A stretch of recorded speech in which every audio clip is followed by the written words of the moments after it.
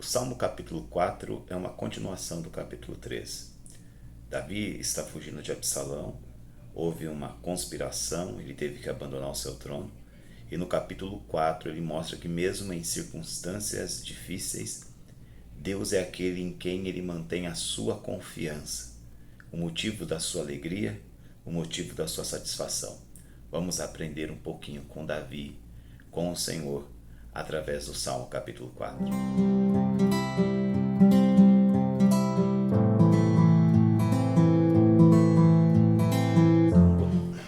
Se você não viu o nosso vídeo sobre Salmo 3, esteja vendo. Nós falamos sobre o contexto em que Davi se encontrava. Absalão, seu filho, traiu, uma parte do povo conspirou com Absalão e Davi então abandona o trono, foge, segundo a Bíblia, com a cabeça coberta, chorando com os pés descalços. Mas no capítulo 3 ele tem um encontro com o Senhor e ele está de cabeça erguida, declarando que Deus é o seu escudo. E o capítulo 4 é meio que uma continuação, nesse mesmo contexto de fuga, de dificuldade, de abandono, de desprezo, de uma grande multidão vindo contra ele, de ver, se sentir e ser de fato a minoria perseguida.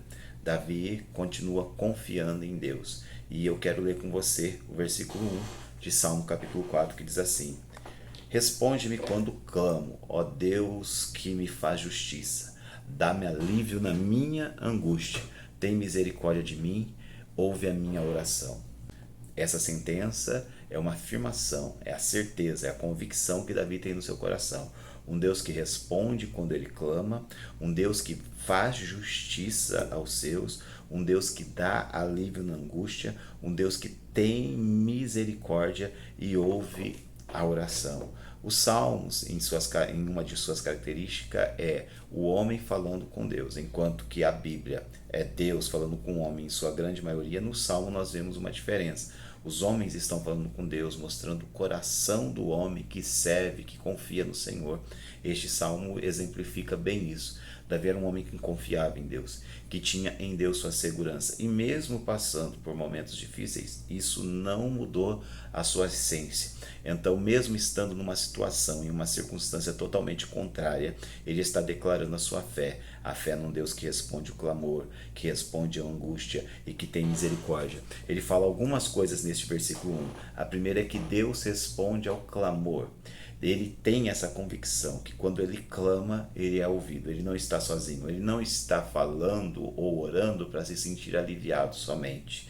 Ele está sendo ouvido por Deus. Um Deus que não é indiferente, embora seja Deus. A segunda coisa que ele está dizendo é que um Deus que ouve e faz justiça. Ele não fica parado. Ele não apenas ouve e escuta. Eu vou dar um pouquinho do meu tempo para você desabafar. E quando você terminar, eu vou dizer para você, olha, eu te ouvi, está aqui os meus ouvidos, mas eu não posso fazer nada em relação à sua causa. Não, Deus não é indiferente aos seus. Ele ouve a causa e ele faz justiça. Ele não é um juiz que vira as costas. Ele não é um juiz injusto. Ele não é um amigo que abandona os seus. Ele ouve o clamor e faz justiça. É isso, responde-me quando clamo. Ó Deus que me faz justiça. Deus que dá alívio na angústia. Essa palavra angústia é um lugar apertado. Imagina você num lugar apertado, sob pressão. Era assim que Davi estava se sentindo, sob pressão, Perdeu o trono, muita gente dizendo para ele, olha, Deus te abandonou, Deus não olha mais para você, Sempre surgem aqueles que dizem, qual será o pecado que ele cometeu dessa vez, Ele está sozinho e todo mundo pressionando de todos os lados, o que o rei vai fazer agora? Nunca mais ele volta. Em meio a tudo isso, ele diz, Deus é aquele que dá alívio na angústia. Ele me tira do lugar de aperto. Aquilo não me sufoca. Eu sei que eu não estou sozinho. Por mais que a situação está me pressionando, no Senhor eu tenho alívio. É como se as mãos dele viessem e me protegessem e aquela pressão fosse tirada. Quando? Quando eu clamo. Quando eu creio que Ele é a minha justiça, Ele vem e me dá alívio na angústia. E ainda diz, Ele é misericordioso, um misericordioso Deus que me escuta. Um Deus que tem compaixão, que sofre com. Deus é Deus. E eu não consigo, fazendo uma analogia, mas para ver se a gente consegue de alguma maneira exemplificar isso. Eu não consigo imaginar qual é o esforço de uma formiga carregando uma folha e vindo água contra ela, né? A distância de Deus para mim é muito maior do que a minha para a formiga. E Ele consegue ter compaixão e entender o meu sofrimento. Essa misericórdia, essa compaixão, sofrer com. O Senhor, Ele compreende, Ele entende. Jesus se fez homem, né? A Bíblia diz que nós não temos um sumo sacerdote que não possa se compadecer de nossas fraquezas, porque em tudo que nós somos tentados, Ele também foi tentado, embora não tenha pecado. Ele nos entende, Ele compreende as nossas limitações. Então, Deus não é um Deus indiferente. É um Deus que não está com as costas viradas para a nossa causa. É um Deus que nos dá alívio na hora da angústia. E é um Deus que é misericordioso e nos ouve. Versículo 2 é como se Davi fizesse um desabafo, né? Ele vira para os seus perseguidores, para os homens que não querem olhar para Deus, e ele diz: até quando vocês, ó poderosos, ultrajarão a minha honra? Até quando estarão amando ilusões e buscando mentiras? Né? Primeiro ele diz: Deus que me ouve, Deus que me vê, Deus que me ajuda, Deus que me sustenta. Agora ele se volta, né, para aquelas pessoas que não compreenderam, né, o que deveriam ter compreendido. Até quando vocês vão viver assim, ultrajando a minha honra, se levantando contra mim? Até quando vocês vão estar se iludindo com mentiras e buscando ilusões? Né? Davi, de uma certa maneira, está apelando ao bom senso. Parem de me perseguir. O que eu fiz para que vocês estivessem me perseguindo? E muitas vezes nós somos tentados a fazer isso quando nos vemos em situações parecidas, né? Nós queremos convencer as pessoas de que elas estão erradas, e muitas vezes nós não conseguimos fazer isso através das palavras, não conseguimos às vezes fazer isso através dos fatos, mas ainda que as pessoas que estão cegas, estão fazendo mal, não nos ouve, nós temos um Deus que nos ouve. E no versículo 3, Davi mostra isso. Ele fala: saibam que o Senhor escolheu o piedoso. O Senhor ouvirá quando eu o invocar. Quando Davi fala o Senhor escolheu o piedoso, ele não está dizendo que Deus tem preferidos, mas tem pessoas que preferem Deus, por isso são piedosas. E quando ele fala Deus os escolheu, não quer dizer somente que Deus escolheu para fazer uma obra. Deus escolheu para ser amigo, Deus escolheu para andar junto. Existe um critério de escolha. E qual é o critério da escolha de Deus? Aquele que me escolhe, eu escolho. O que a Bíblia diz? Chegai-vos a Deus e Ele se achegará a vós. Deus escolheu, ou seja, Deus me aceitou, eu o busquei e Ele disse sim, os meus braços estão abertos para ti, então o Senhor vai me ouvir. Então, enquanto por um momento Davi se volta para os seus perseguidores dizendo: até quando vocês ficarão assim? Por que vocês não param de fazer isso? Se eles não querem ouvir, não querem parar, então eu vou falar com o meu Deus, porque Ele sempre me ouve. Se os meus perseguidores não estão dando ouvidos ao bom senso, o meu Deus está dando ouvido às minhas orações. Quando Davi está falando aos seus perseguidores, ele está procurando a paz. É o que a Bíblia diz: no que depender de vós, tende paz com todos os homens. Mas quando aqueles homens negam a paz, ele faz o que diz o versículo seguinte de Romanos capítulo 12, né? No que depender de vós, tende paz com todos os homens. Minha é a ira, diz o Senhor. Minha é a vingança, diz o Senhor. Então, procure a paz com todos os homens e deixe a vingança na mão do Senhor. Vocês não querem me ouvir, mas o meu Deus jamais vira as costas para mim. No versículo 4, ele vai dizer o seguinte: quando vocês ficarem irados, não pequem. Ao deitar-se, reflitam nisso e aquietem-se. Né? Então Davi, de repente, me parece que ele está se voltando para aqueles que estão com ele. Se num versículo ele se volta para aqueles que vêm contra ele, no seguinte ele fala sobre a natureza e o caráter de Deus, agora ele se volta para aqueles que estão dando ouvidos a ele. Se os primeiros não ouviram, Deus os ouve, e estes que estão com ele, ele espera que ouça esse conselho. Se você se irar, não peque. Ao deitar, reflita e aquieta o teu coração. Né? Os judeus dizem: converse com o teu coração, examina o teu coração. Paulo ele vai além em Efésios 4:26, ele disse assim: irai-vos, mas não pequeis, não deixe que o sol se ponha sobre a sua ira. Resolva isso consigo mesmo, né? Se questione porque essa ira está ali, não deixe que essa ira se transforme num sentimento forte que venha causar reações que podem te levar para longe do Senhor, porque não é essa a vontade de Deus. Deus cuida de tudo. Deus cuida daqueles que o invocam. Deus cuida daqueles que nele confiam. Minha é a vingança, diz o Senhor.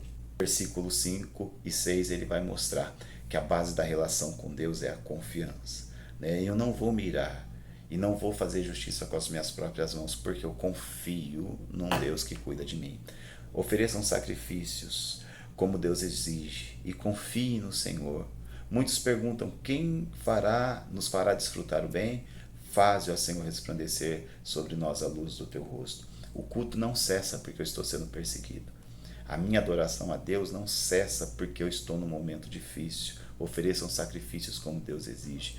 Não é porque as coisas saíram do meu controle, porque as coisas não estão como eu sonhei, porque a realidade engoliu os meus ideais, que eu vou parar de adorar a Deus, porque Deus continua sendo Deus e eu continuo sendo uma criatura dele. Então o culto permanece e eu não vou ficar olhando se está vindo recompensa ou não. Quem nos fará desfrutar o bem? Não se preocupe com isso, mas se preocupe que Deus continua Deus e você continua criatura, e ofereça a adoração a Ele, que é Deus para sempre e merece toda a glória. Amém. É isso que Davi está dizendo aos seus: ofereçam sacrifícios como Deus exige. Não deixe que as situações roubem a adoração da sua vida, porque um adorador faz isso, um adorador adora, independente das circunstâncias. E ele encerra dando uma chave que é extraordinária para as nossas vidas. Olha o que ele diz: encheste, Senhor, meu coração de alegria. Alegria maior do que daqueles que têm fartura de trigo e de vinho. Em paz me deito e logo adormeço, pois tu, Senhor, me fazes viver em segurança. Ele está repetindo o que falou no capítulo 3, sobre o descanso, sobre poder dormir tranquilo mesmo estando em aflição. E ele está falando o motivo disso. Qual que é o motivo dele se deitar tranquilo? Se no capítulo 3 nós vemos que o motivo foi porque ele entregou as suas dificuldades ao Senhor, aqui no capítulo 4 ele está dizendo: eu tenho uma alegria maior do que daqueles que têm fartura de trigo. Qual que é a alegria de quem tem fartura de trigo? O trigo ser plantado, ser colhido e ser vendido. Qual que é a alegria daquele que tem fartura de vinho? Colher a uva, fazer ela se tornar o vinho, vender o vinho ou se aproveitar desse vinho. Qual que é uma alegria? É a alegria que vem de fora. Do que depende a alegria dele? De uma boa chuva, de uma boa colheita, de uma boa plantação. Mas o que ele está dizendo? O Senhor me encheu de alegria maior do que aqueles que têm fartura. Ou seja, se eu tiver trigo, eu vou estar feliz. Se eu tiver vinho, eu vou estar feliz. Se eu não tiver trigo, eu também vou estar feliz. Porque o Senhor é a minha alegria. E é por isso que eu me deito e durmo em paz. Porque a minha alegria vem de dentro, não vem de fora. Ela não depende de uma combinação de fatores externos. Ela depende de eu estar perto do Senhor. Essa alegria jamais vai falhar. Então, tendo ou não tendo, o Senhor é a minha satisfação.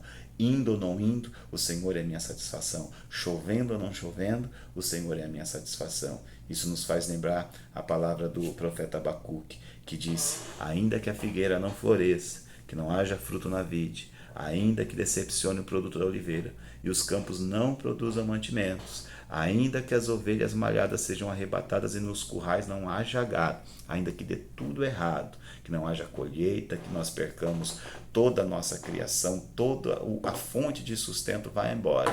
Mesmo assim, nós nos alegraremos no Senhor e exultaremos no Deus da nossa salvação. Ele é o motivo da nossa alegria. Quando Deus se torna o nosso contentamento, não importa se nós estamos sendo perseguidos, não importa se tudo vai conspirar e em harmonia dar certo para que nós estejamos alegres. Não, porque aquela alegria, aquela satisfação vem daqui de dentro e ninguém, nada pode roubar, porque é o Senhor que é a nossa alegria, é o Senhor que é o nosso contentamento.